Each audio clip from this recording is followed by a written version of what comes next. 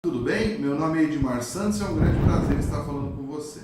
Eu sou médico cardiologista e hoje vou falar rapidamente sobre um problema que a gente vem vivenciando, todos nós, médicos e sociedade, que vem crescendo em número e complexidade, que é as doenças demenciais. Isso fruto, claro, do envelhecimento da população. Isso aqui são os dados de 2016 da Organização Mundial de Saúde. Vocês podem ver que as principais causas de morte no mundo, disparado o infarto agudo do miocárdio, depois o AVC, os dois juntos somam 15 milhões, depois em terceiro lugar vem infecções respiratórias, DPOC, que é o enfisema, depois câncer de pulmão e depois a doença de Alzheimer e outros quadros demenciais.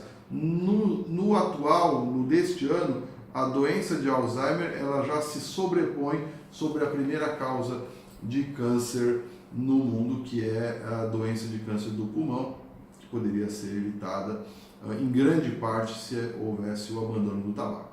Mas o que a gente vai dissertar um pouco é sobre os problemas ligados ao Alzheimer, que preocupa a todos, né? E dois estudos foram feitos esta semana. Um deles foi apresentado na Conferência Internacional sobre Alzheimer e ela foi um braço do estudo SPRINT. O estudo SPRINT ele foi desenhado com o objetivo de responder à questão se a meta pressórica mais agressiva, com 120 milímetros de mercúrio de pressão arterial sistólica, era melhor do que 140 milímetros de mercúrio de pressão arterial sistólica.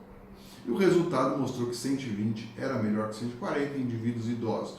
Por que foi desenhado esse estudo? Porque antes, 2 anos antes, o 8º Joint National Committee nos Estados Unidos, um grupo de expertos em hipertensão, tinha colocado que a meta no indivíduo idoso poderia ser até 15/9, e a maioria dos pesquisadores no campo não achava que era plausível isso, só que não havia evidência. Depois do estudo SPRINT, apresentado em Orlando, no American Heart Association Conference, ficou claro que 12 era melhor, mas a gente não sabia se, claro, que era melhor para desfechos cardiovasculares. Agora, para o desfecho demência, a gente não sabia se também ajudava essa meta de 120 milímetros de mercúrio. E o resultado foi que sim. Quando comparado dois grupos, o grupo que teve meta mais agressiva chegou a 121,4 milímetros de mercúrio, quando tinham metas mais agressivas, e o outro grupo 136,2 milímetros de mercúrio, e dá a impressão, foram acompanhados de 2010 a 2015, dá uma impressão de que muito próximo, 120, 136, só que o resultado não foi esse. Foi que houve uma redução significativa nos casos de demência, no grupo que teve uma meta mais agressiva. Então chegou aí uma significância estatística, P igual a 0,02, e o hazard ratio, que é 0,85, 15% de vantagem no grupo que foi tratado de forma mais intensiva. Então fica a dica, pacientes mais idosos, de média de idade, no qual uma das estratégias para prevenir os quadros demenciais, que muitos desses são de ordem isquêmica, é o melhor controle da pressão arterial, como o Dr. Marcos Malaquia já costumava dizer, eu sou 12/8 e eu acho que é uma boa dica.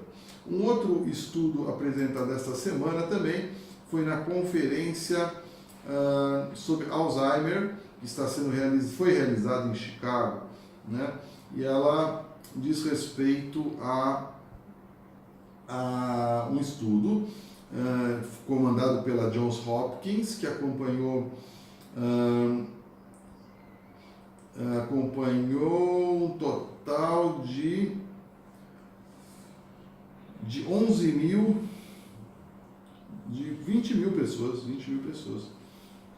total de 20 mil pessoas ao longo de 25 anos, né, um segmento longo desses indivíduos. Eles foram acompanhados numa média de 5 vezes. Então é um estudo que apresenta limitações, obviamente, uma coorte longa, com poucas visitas, mas de qualquer jeito ele faz uma associação da hipotensão ortostática ao longo desse período, que é a queda acentuada da pressão arterial, 20 milímetros de mercúrio ou mais da sistólica, ou 10 milímetros de mercúrio ou mais da diastólica, quando o indivíduo assume a posição ortostática, ou seja, ele está deitado e depois fica de pé.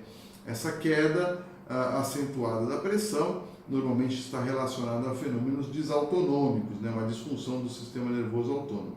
E os indivíduos que tinham essa disfunção tinham uma chance muito maior de desenvolver tanto quadros demenciais quanto inclusive AVC futuro. Uma diferença de AVC futuro, olha, de 15,2% versus 6,8%. Né? Então, uma diferença bastante importante. E os indivíduos que tiveram hipotensão ortostática tiveram 54% mais chances de vir a apresentar quadros demenciais. Portanto, é um achado importante também.